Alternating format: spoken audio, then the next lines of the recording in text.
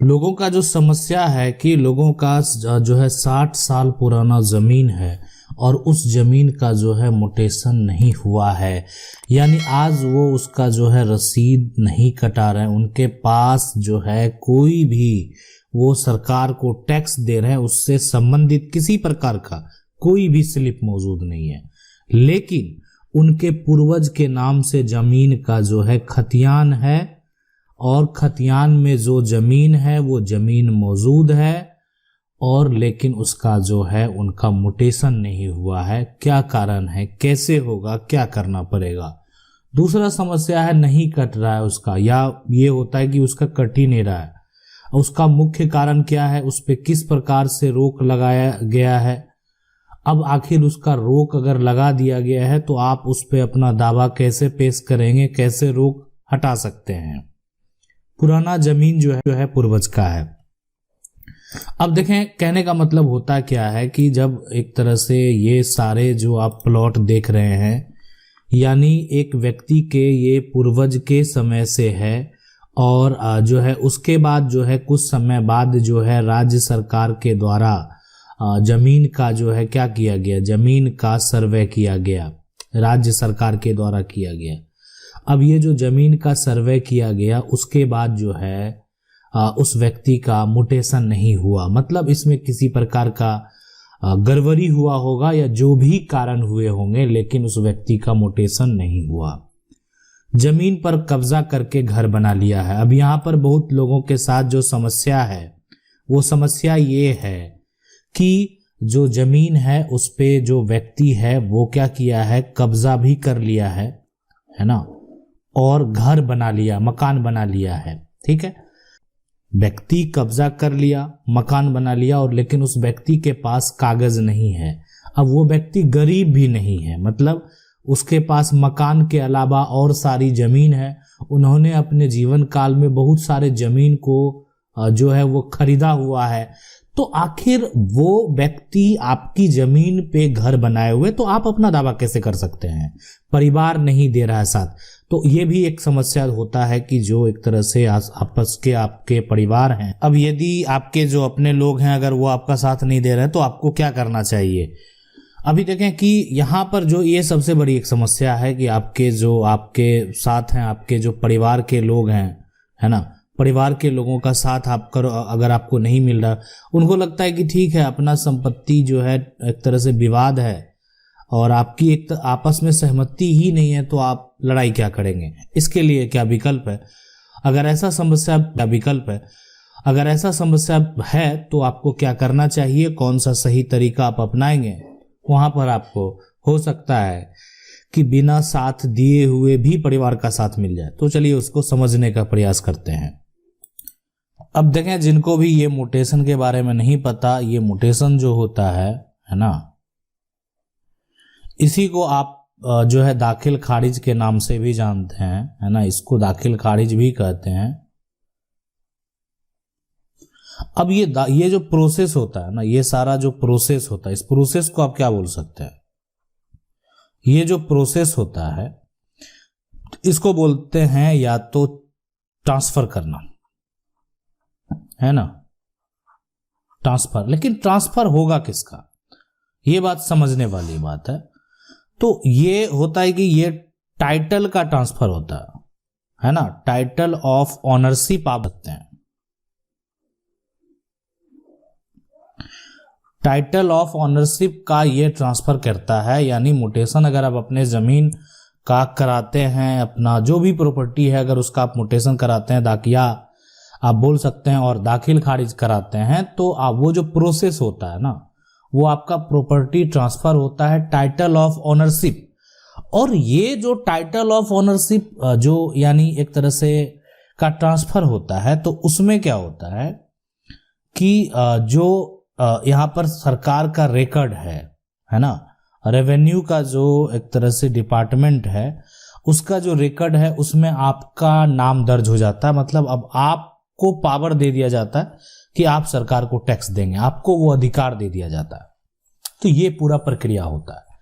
लेकिन अब है कि ये जो प्रक्रिया होता है, लेकिन आपका तो बहुत लंबे समय से 50 साल से 60 साल से, है ना, आपका जो है एक तरह से लैंड का जो है आपका म्यूटेशन नहीं हुआ है और आपका दाखिल खारिज नहीं हो रहा है, ठीक है।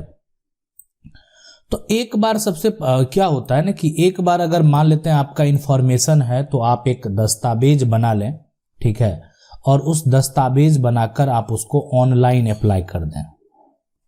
इसलिए कि लगभग राज्य में ये प्रोसेस अब ऑनलाइन हो चुका है। आपके जितने सारे प्लॉट हैं वो मेंशन करेंगे जिनके नाम से म्यूटेशन होना है आपका, ठीक है। ये जो आपका पूरा प्रॉपर्टी है सभी का नाम दर्ज करा सकते हैं, अगर बंटवारा नहीं हुआ है तो जितने जो आपके खतियान में होंगे सबका नाम दर्ज हो गया। आप इसको क्या करेंगे, अप्लाई कर देंगे। अप्लाई करेंगे, आप कहेंगे इसको तो अप्लाई करने के बाद कोई फायदा नहीं होने वाला, रिजेक्ट कर दिया जाएगा, ठीक है। एक तो फायदा हुआ ना कि आपने अप्लाई किया और उसको रिजेक्ट कर दिया, तो आपके पास वो डॉक्यूमेंट है ना, रीजन लिखा जाएगा। अगर उस पे कारण जो है पता चलेगा कि आखिर जो अधिकारी हैं वो आपको क्या कारण दे रहे हैं। अभी तक आपने जाके मौखिक तौर पे पूछा, अब है कि अब आपको जो है वो कारण पता चल गया कि उनको आखिर वो ऐसा क्यों कर रहे हैं। उसका एक जो है यानी वो कारण अगर आपको स्पष्ट तरीके से पता चल जाएगा, ठीक है, तो आप उस पे जो है पूरा प्रक्रिया कर सकते हैं। अब जो ये कब्जा करके घर बना लिया है या मान लेते हैं, अब ऐसा करेंगे आपको कारण तो पता चल ही जाएगा, है ना।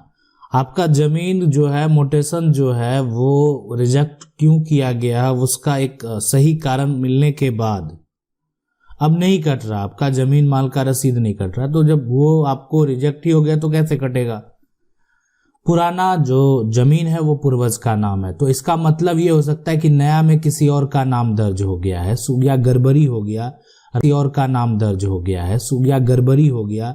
राज्य सरकार के नाम से जो है एक राज्य सरकार के नाम से वो एक तरह से उसका अकाउंट ओपन हो गया है, प्रॉपर्टी ट्रांसफर हो गया है, तो उसका भी सुधार होता है। देखें, राज्य सरकार अगर अपने नाम पर कोई भी प्रॉपर्टी लेती है तो उसका एक कानून है भूमि अधिग्रहण जो है, और भूमि अधिग्रहण का बिना प्रक्रिया किए हुए किसी का निजी जमीन सरकार का नहीं हो सकता। हाँ, भूमि अधिग्रहण किया गया, आपके पूर्वज को मुआवजा प्राप्त हुआ, उसके बाद किसी प्रकार का कोई भी एक्शन लिया जा सकता है, अन्यथा नहीं। अब सवाल उठता है कि मान लेते हैं कोई भी प्रॉपर्टी है उस पे जो है कब्जा करके अगर कोई घर बना लिया है तो उस पे मान लेते हैं क्या हो सकता है कि अब ये या तो हो सकता है कि सरकार के द्वारा, है ना, के द्वारा जो है इसको एक वासगत पर्चा निर्गत किया गया, लेकिन उस व्यक्ति को किया गया जिसके पास पहले से जो है ना, पहले से जमीन है, उसको अपना जमीन है। तब अपना जमीन है तो दूसरे के जमीन पे आप घर नहीं बना सकते। अगर आपके पास अपना जमीन है तो आप दूसरे के जमीन पर जाकर जो है घर नहीं बना सकते, वो अधिकार नहीं है। तो अगर आपके पास दस्तावेज है तो आप अपना दावा पेश कर सकते हैं, आप उसको हासिल कर सकते हैं। इसीलिए कि अब है कि दावा कहां करेंगे। देखें, दावा अगर इस तरह का मामला है, कब्जा विवाद का मामला है, तो आपको कोर्ट तो जाना होगा। ये एक जगह है जहां से आप उसको जो है जब नोटिस करेंगे तो उस व्यक्ति को भी आकर जवाब देना होगा कि आखिर वो उस जमीन पर क्यों घर बना के रह रहा है, किस आधार पर रह रहा है, जबकि वो संपत्ति उसकी नहीं है। सिर्फ ये कह देना कि हम उस संपत्ति को कब्जा उसकी नहीं है, सिर्फ ये कह देना कि हम उस संपत्ति को कब्जा किए हुए हैं, उससे वो मालिक नहीं बन सकता। लेकिन इसमें जो सबसे बड़ी एक समस्या उत्पन्न होती है, ये समस्या ये है कि जो आपके परिवार हैं वो आपके सपोर्ट में नहीं है, तो उसके लिए उपाय क्या है। सबसे बड़ी बात है कि उपाय की बात।